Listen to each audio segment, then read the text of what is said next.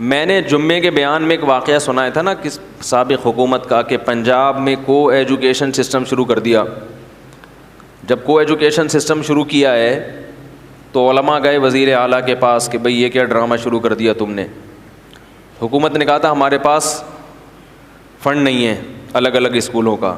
تو پھر وہ حکومت نے بتایا علماء کو کہ فنڈ کا مسئلہ نہیں ہے، باہر سے مدد آتی ہے، ان کی یہ ریکوائرمنٹ ہے، ان کا یہ کہنا ہے کہ الگ الگ اسکول نہیں بناؤ، لڑکے لڑکیوں کو ساتھ بٹھاؤ. تو علماء بڑے حیران ہوئے، یار یہ کیا کر رہے ہو. تو پھر وہ حکومت نے کہا کہ جن کا کھاتے ہیں پالیسی بھی اسی کی چلے گی. بھائی پیسے وہ اسی شرط پہ دے رہے ہیں.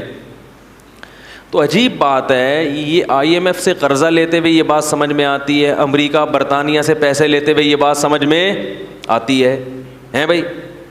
لیکن اللہ سے چیزیں مانگتے ہوئے اور اللہ کی چیزیں کھاتے ہوئے یہ بات سمجھ میں نہیں آتی.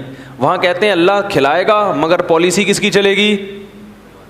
بولو بھائی، ہماری چلے گی.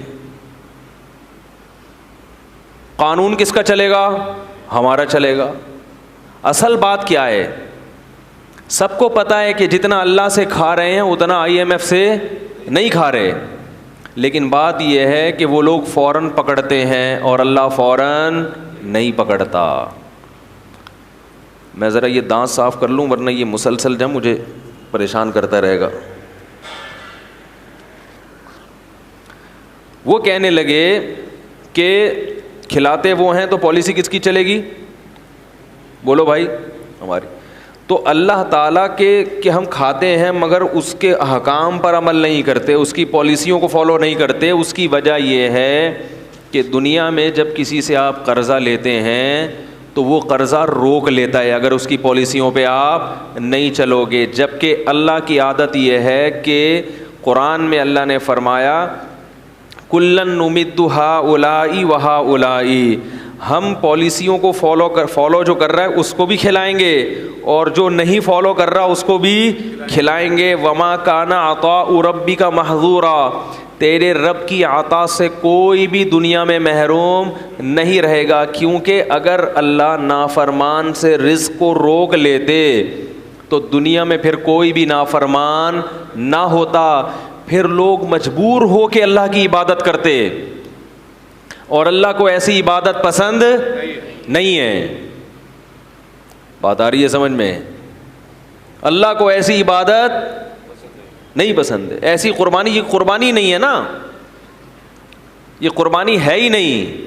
وہ تو آپ جب دیکھ لو سب کچھ.